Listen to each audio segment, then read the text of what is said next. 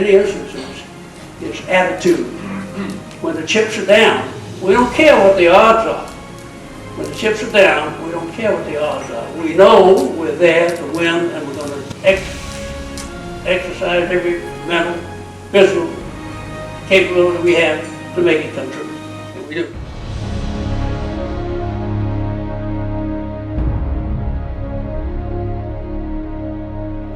LST 716 at the Iwo Jima invasion. I am a small boat coxswain. I run the troops in. I run the 4th Marines in, maybe some of the 5th. It got confusing after a while. I went in on Yellow Beach, supposedly. I took the 3rd wave in. And you historians know more about it than I do. I'm serious. When I went in, there was so much clutter on there, I couldn't hardly get in. So I don't know where exactly I landed. But that's when all hell broke loose, the 3rd wave.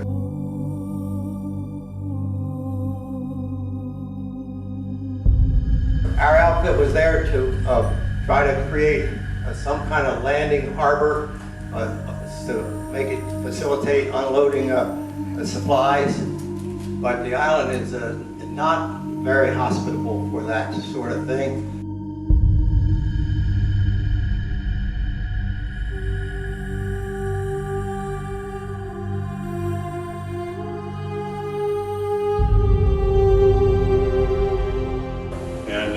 I landed about an hour after each hour, and as I was going to shore, I was sitting on a bunch of communication equipment, and I could see kind of what was happening, and I thought, boy, we really giving them hell. There are shells exploding all over the place. We got a little closer, and I saw that it wasn't our shells that was exploding underneath, it was Japanese shells, and my attitude changed right away.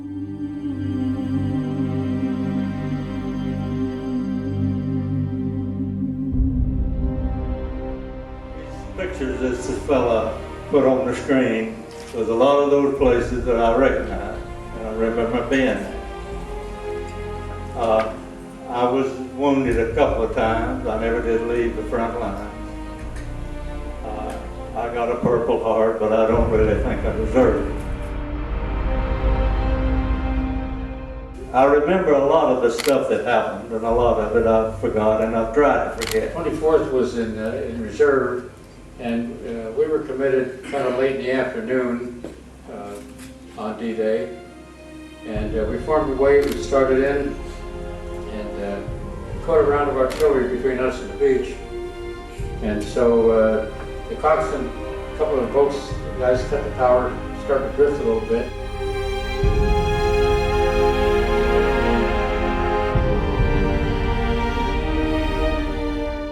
And the boat next to us, the guys got anxious and dropped the ramp before they got to the beach. And that boat turned into a submarine.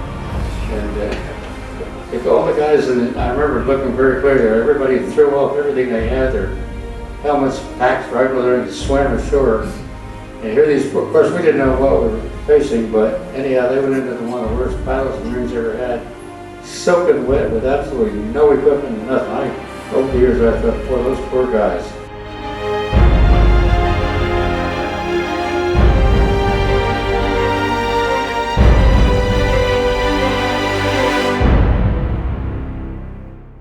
I think I might be the only person who served on land on Guam's invasion, Honolulu's invasion, and Iwo Jima's invasion. I may say a little bit more about the beach.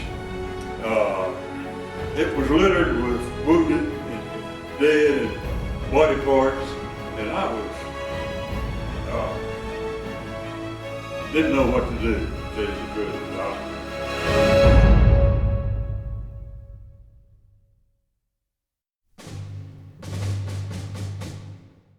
I made it all right, but I went in as a young kid, you might say, but it didn't take you long to grow up and become a man. I had a lot of friends to get killed, and I've seen the time that I didn't think I had much of a chance either. But anyway, I made it through, and I'm thankful I did. Incredibly, we're standing here today, having been through the most vicious, bloodiest battle of World War II, and I'm still here today to talk about it. And I know that I'm amongst the world's luckiest men, and I'm proud of that, and I'm proud of my fellow survivors. I love them all. Yes, he joined the Marine Corps in 1943, August. And he said that he wanted to do his part, the war effort, and if he was going to get in service, and if he was going to die, he wanted to go out with the best. So he said, that's the Marines for you. Went to Guam and came here and was assigned to 20th Air Force headquarters. And this airport at that time was Harmon Field. It was an air base. And I was assigned to 20th Air Force headquarters, and I went from there to Iwo Jima. Spent a year up there and came back.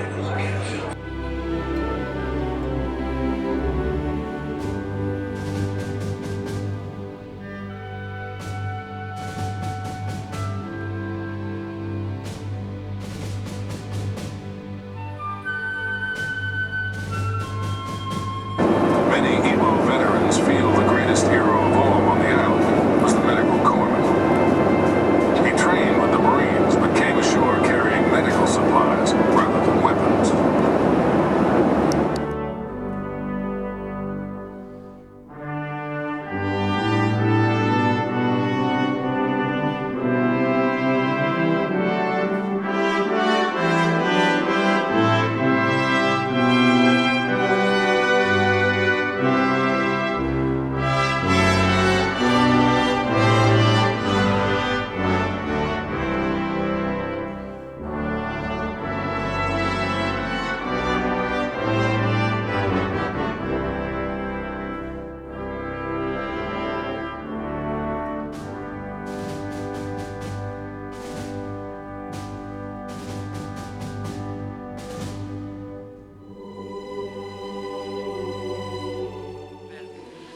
My own tractor got halfway up the berm and I tracked the ground around to a halt. It couldn't handle the black sands of Iwo Jima.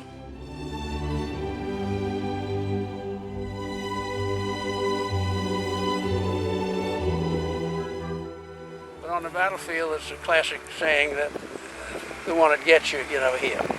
And I didn't hear the one that got me. The sprig of mortar landed about that bush down there, about 50 or 60 yards. And I got a multiple blasts of tiny shrapnel that went between my helmet and my utility jacket, and my hands were exposed, so they were full of fragments. But the point is that I was evacuated to the beach and evacuated to the hospital ship, the Good Samaritan. I was evacuated to Guam, where I stayed overnight.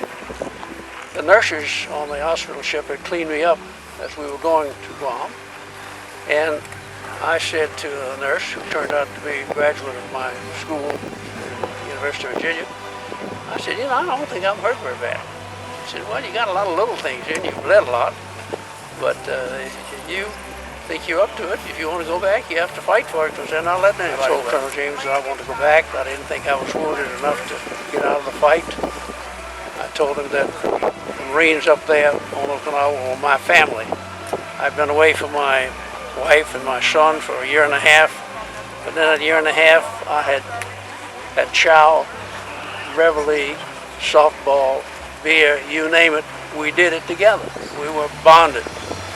And besides that, by the time we got to Iwo, we had the 4th Division that fought at Roy Namor, that fought Saipan and Tinian, so we were totally bonded young Marines. I was 23. My troops were 17, 18, 19.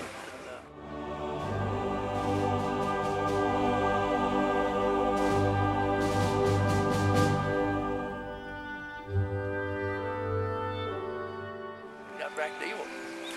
I went right to my company the same afternoon, and the next day, another mortar came in and blew out my ear. I couldn't hear. But I was only evacuated overnight. I was evacuated to my regimental aid station, which is a matter of hundreds of yards back. And by the next night, I could hear again, so I went back to my company and stayed with them until we finished after 36 days of fighting on the island.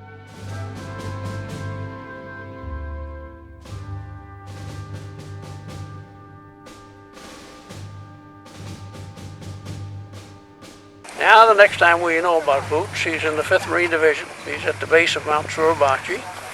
He's calling for fire support against a heavy bunkered position at the base. And for that, he exposed himself repeatedly and won the Navy Cross, which was awarded posthumously. That kind of jumps ahead of the story. But he was one of the first in the patrol up Suribachi. He found the water pipe that was used as the flag boat. He was in the picture of the first flag raising, but not the second. There were 2 or 3 combat reporters. One of them said to Boots, "Boots, how is it really in there?" And Boots said, "It's held in there." And he said, "My next birthday will be my 21st birthday next week, and I don't expect to make it." And the fact of life is, Boots didn't make it. 2 days before his 21st birthday, he was down on one knee on the ground, leading his patrol. He had his rifle in this hand, his radio in this hand.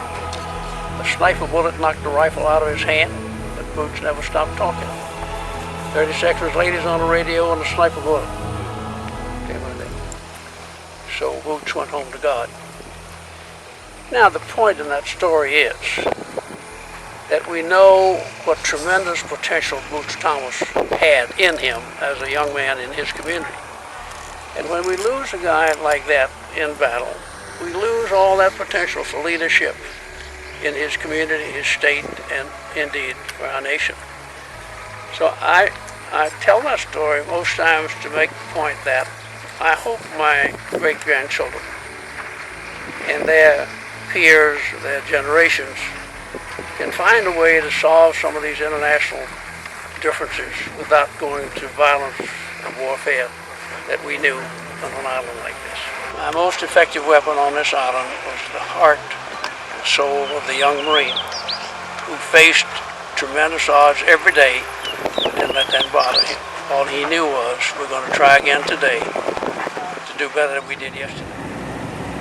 COC, this is Big 4 departing ROH en route to Suribachi. Over.